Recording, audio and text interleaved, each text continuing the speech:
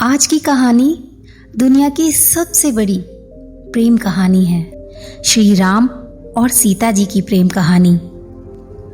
कुछ लोगों के हिस्से में केवल तपस्या आती है, वरदान नहीं।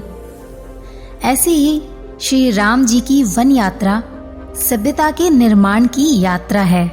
निर्दोष लोगों पर राक्षसों के क्रूर अत्याचारों को देखते हुए रानी कैकेयी ने यह शपथ ली थी कि वह इस धरती को राक्षसों से विहीन करवा देंगी। अतः रानी कैकेयी श्री राम, सीता जी और लक्ष्मण जी के वनवास का कारण बनी। राजा दशरथ कैकेयी से कहते हैं कि मैं अपने सत्कर्मों और राम की शपथ खाकर कहता हूँ कि तुम जो भी कुछ कहोगी उसे मैं पूर्ण करूंगा, फिर चाहे मुझे अपने प्राण ही क्यों न देने पड़े। तब माता कैकेयी 14 वर्षों के लिए श्री राम के लिए वनवास और भरत जी के लिए अयोध्या का राज मांग लेती हैं। साथ ही कहती है कि मैं राम को आज ही वन की ओर जाते हुए देखना चाहती हूँ, नहीं तो विष पान कर अपने प्राण त्याग दूंगी।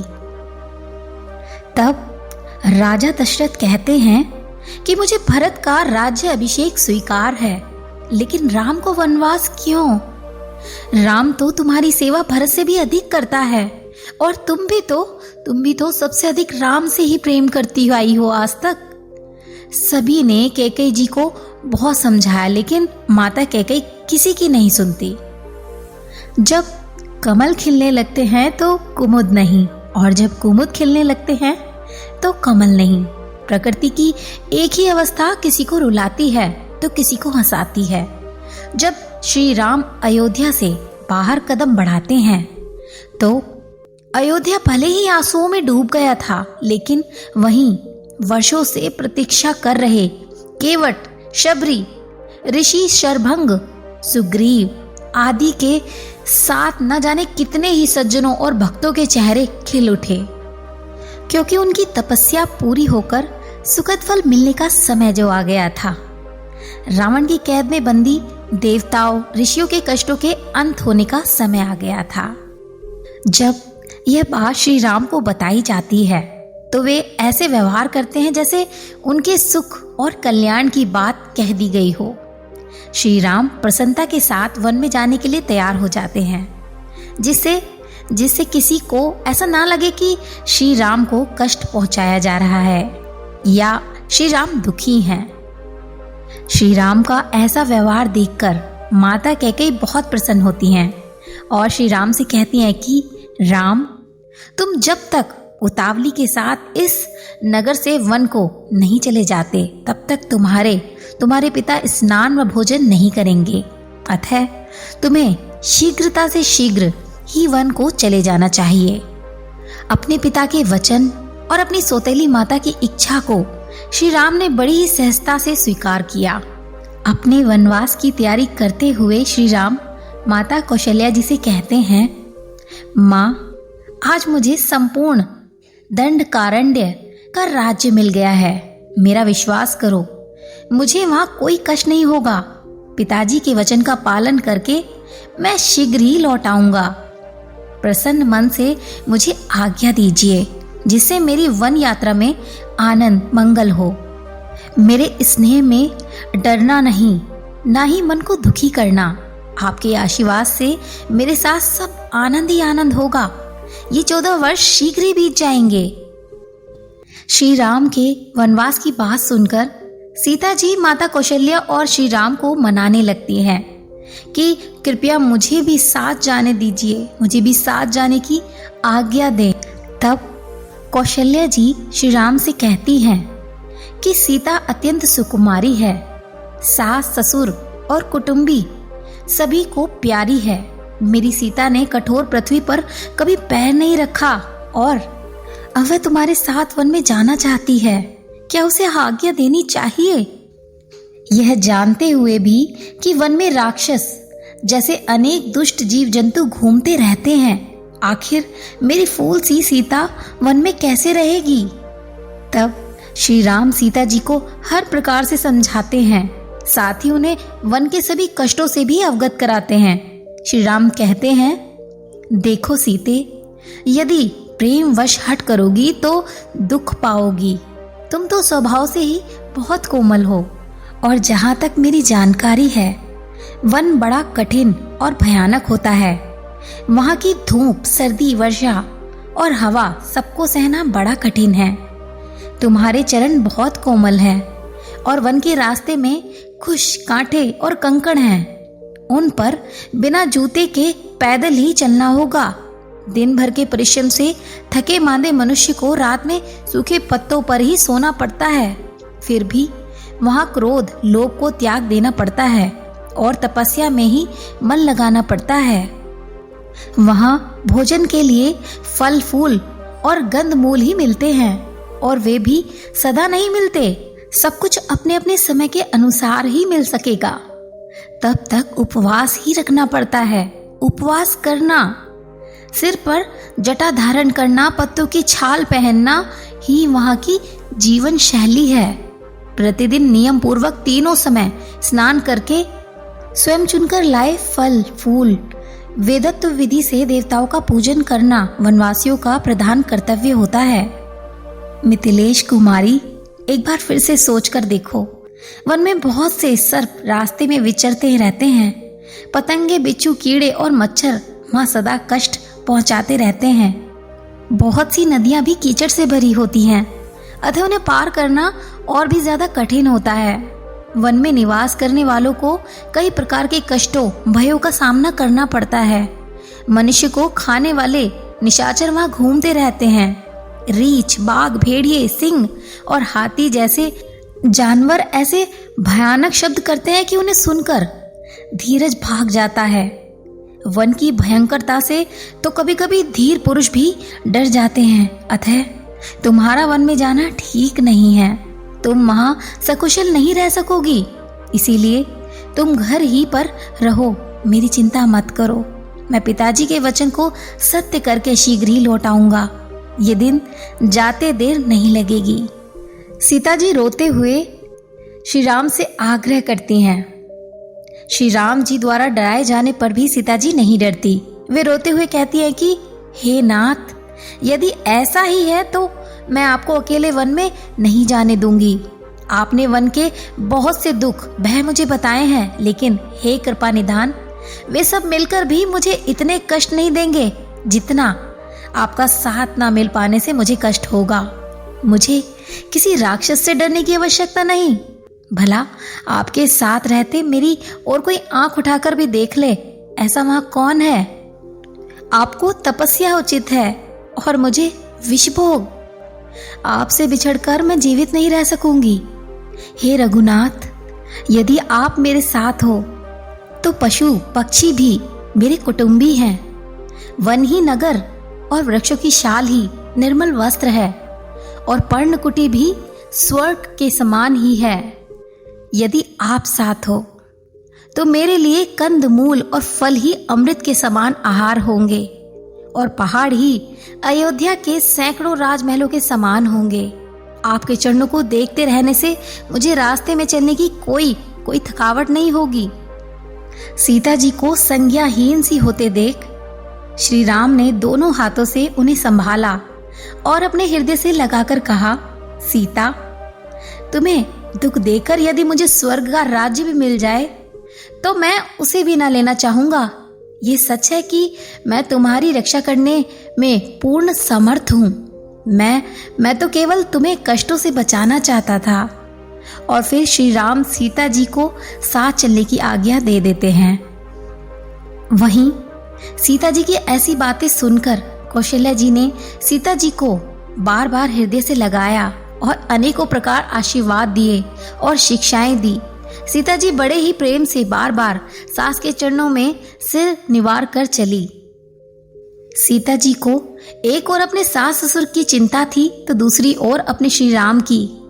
फिर सीता जी ने सोचा कि सास ससुर के लिए उन्हीं के समान उनकी तीनों बहनें यहाँ होंगी, लेकिन श्री राम तो अकेले ही वन जा रहे हैं। आखिर 14 वर्षों तक वे अकेले वन में कैसे रहेंगे, कहाँ रहेंगे? दुखी होने पर अपने मन की बात किससे कहेंगे? कम से कम और भी कुछ नहीं तो मैं उनके चरण ही दबा दिया करूंगी उन्हें पंखा ही चल दिया करूंगी, उनके रास्ते के कांटे और कंकड़ साफ कर दिया करूंगी, उन पर कोई संकट आते देख उनकी ढाल बन जाया करूंगी। और यही चिंता लक्ष्मण जी को भी सता रही थी। वे भी श्री राम सीता जी की सेवा के लिए ही उनके साथ वन में जाना चाहते थे कि आखिर भैया भाभी 14 वर्षों तक वन में अकेले कैसे रहेंगे? क्या हर संकट का सामना वे अकेले ही करेंगे? मैं यहाँ महलों के सुख भोगूं? मैं कम से कम उनके लिए कुटिया बना दूंगा, लकड़ियां और फल फूल ले आया करूंगा, उनके सोने पर पहरा दे दिया करूंगा, श्री राम के चरण दबा दिया करूंगा। और यही सब करने की शिक्षा माता सुमित्रा ने भी लक्ष्मण जी को दी थी कि पुत्र, सब प्रकार के विकारों का त्याग कर मन वचन कर्म से सीताराम जी की सेवा करना। इस संसार में हर एक की परछाई काली है, केवल श्री राम की परछाई उजली है, जिसे लक्ष्मण कहते हैं। दूसरी तरफ उर्मिला जी भी लक्ष्मण जी के साथ जाना चाहती थी, लेकिन जब लक्ष्मण जी ने उर्मिला जी को समझाया कि अगर तुम मेरे साथ चलने का आग्रह करोगी तो तुम्हारा दुख देखकर मुझे भी रोक लिया जाएगा, क्योंकि वनवास तो श्री राम भैया को हुआ है, मुझे नहीं। तब उर्मिला जी ने धीरज धरकर सबके सामने अपने आंसुओं को रोक लिया। उर्मिला जी श्री राम जी के प्रति लक्ष्मण जी की भक्ति को समझती थी, क्योंकि उर्मिला जी स्वयं ही श्री राम और सीता जी की भक्ति करती थी। बस इसीलिए लक्ष्मण जी की भक्ति के रास्ते में वे नहीं आईं। उर्मिला जी समझ चुकी थी कि इस समय एक महान बलिदान का समय आया है। वह समझ रही थी कि सीता दीदी का श्री राम भैया जी के साथ जाना आवश्यक है और वन जैसी जगह पर भैया भाभी के साथ लक्ष्मण जी का भी साथ रहना जरूरी है। लेकिन मेरे भी साथ जाने से लक्ष्मण जी अपना कर्तव्य ठीक से नहीं निभा पाएंगे। इसी के साथ तीनों के वन चले जाने पर सास ससुर को मेरी आवश्यकता भी है। अतः उर्मिला जी ने किसी के भी सामने अपने दुख को प्रकट नहीं किया, क्योंकि वे जानती थी कि मेरा दुख मेरे ससुराल वालों से सहा नहीं जाएगा। अतः धर्म के रथ पर चढ़कर कर्म के पथ पर जा रहे लक्ष्मण जी को उन्होंने मुस्कुराकर विदा किया। लेकिन लक्ष्मण जी सहित सब उर्मिला जी का दुख अच्छी तरह समझ रहे थे, लेकिन कोई कुछ कह नहीं सका, क्योंकि वह घड़ी कुछ ऐसी थी। सब अपने अपने प्रेम और कर्तव्य से बंधे रहे थे। किसी के भी त्याग और बलिदान को शब्दों में कभी व्यक्त नहीं किया जा सकता। लक्ष्मण सा भाई हो, कौशल्या माई हो, नगरी हो अयोध्या सी, रघुकुल सा घराना हो, चरण हो राघव के जहां मेरा ठिकाना हो। श्री राम, सीता जी और लक्ष्मण जी का वन जाना पहले से ही निश्चित था। ये सबरी जी की बातों से स्पष्ट हो जाता है। बचपन से श्री राम जी की प्रतीक्षा कर रही शबरी जी को बहुत पहले से ही पता था कि भगवान श्री राम अपनी पत्नी को ढूंढते हुए मेरे पास आएंगे और यहीं से रावण के वध की कथा शुरू हो जाएगी, जिसके लिए भगवान श्री राम ने अवतार लिया है। जब श्री राम, सीता जी और लक्ष्मण जी वन जाने की आज्ञा के लिए माता, पिता और गुरुओं मंत्रियों आदि के सामने आते हैं, तो तीनों को पहनने के लिए वलकल वस्त्र यानी पेड़ों की छाल दिए जाते हैं। श्री राम और लक्ष्मण जी को तो अपने सुंदर वस्त्र आभूषण उतारकर वलकल वस्त्र पहन लेते हैं, लेकिन सीता जी डर जाती हैं, क्योंकि उन्हें वलकल वस्त्र पहनना नहीं आता था। सीता जी उसे धारण करने की कोशिश तो करती हैं, लेकिन उन्हें पहनना नहीं आता था। चीर धारण में कुशल न होने से सीता जी बहुत लज्जित महसूस करती हैं और उनकी आंखों में आंसू आ जाते हैं। वे एक वलकल गले में और दूसरा हाथ में पकड़कर चुपचाप सिर झुकाकर खड़ी हो जाती हैं। सीता जी को लज्जित महसूस होते देख और उनकी आंखों में आंसू देखकर श्री राम तुरंत सीता जी के पास आते हैं और स्वयं ही उनके सुंदर वस्त्रों के ऊपर ही उन्हें वलकल वस्त्र पहनाने लगते हैं। यह देखकर वहां खड़े सभी स्त्री पुरुष श्री राम को बस प्रेम से देखते ही रह जाते हैं। वहीं जब सीता जी ने वलकल वस्त्र पहने तो महाराज दशरथ, माताओं, गुरुजनों, मंत्रियों और प्रजाजनों की आंखों में आंसू आ गए। यह सब कुछ जानते हुए भी पता नहीं कैसे आज के कुछ लोग श्री राम और रघुकुल पर सीता निर्वासन जैसा आरोप लगा देते हैं। त्रेता युग में वैधानिक रूप से 14 साल राज्य से बाहर रहने पर उस राजा का राज्य पर से अधिकार समाप्त हो जाता था। द्वापर युग में यह सीमा 12 वर्ष थी और इसीलिए कौरवों ने जानबूझकर पांडवों को 12 वर्षों का वनवास दिया था। यदि हम केवल ऊपरी बातों को देखें, यानी रामायण के रहस्यों की तरफ ना जाएं कि रावण सहित सभी राक्षसों के वध के लिए मंत्रा और माता कैकेयी को निमित्त बनाना था, इसीलिए वे ये सब कुछ कर रही थी। तो उनके अनुसार मंत्रा और माता कैकेयी चाहती थी कि जब श्री राम वनवास काटकर वापस आए तो ना तो राज्य पर उनका कोई अधिकार रह जाए और ना ही श्री राम सीता जी की कोई संतान राज्य पर अपना दावा ठोके। इसीलिए उन्होंने श्री राम जी के लिए ब्रह्मचार्य व्रत के पालन के साथ वनवास मांगा था। माता कैकेयी की यह इच्छा भी राम सीता जी ने प्रेम से स्वीकार कर ली थी। श्री राम जी का तो 14 वर्षों तक किसी नगर में प्रवेश करना भी वर्जित था।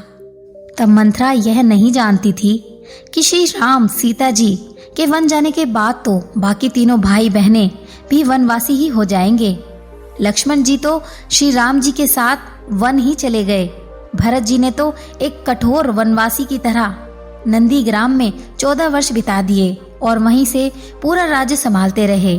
और शत्रुघ्न जी दिन भर भरत के कार्यों में सहायता करते और रात को नंदीग्राम के बाहर ही पड़े एक चट्टान पर सो जाते। तीनों बहनें मांडवी, उर्मिला, श्रुति, कीर्ति दिन भर माताओं और अन्य बड़ों की सेवा करती और रात को अपने अपने कक्ष में धरती पर ही सो जाती। 14 वर्ष के बाद जब श्री राम, सीता जी और लक्ष्मण जी वापस आए तब अयोध्या में एक बार फिर से खुशहाली के दीप जले। तब सब लोग फिर मिलजुल कर रहे। चारों भाइयों के 2-2 पुत्र हुए। सबने अपने अपने राज्य को संभाला। ये आज तक की सबसे बड़ी महान प्रेम कथा है जिसे मैं अपने शब्दों में पता नहीं कहाँ तक सही कह पाई हूँ। अगर मुझसे कोई गलती हुई हो तो प्लीज़ मुझे माफ़ कर दीजिएगा। अगर पसंद आई हो तो वीडियो को लाइक, शेयर, सब्सक्राइब कीजिएगा। मिलते एक नई कहानी के साथ, तब तक के लिए अलविदा।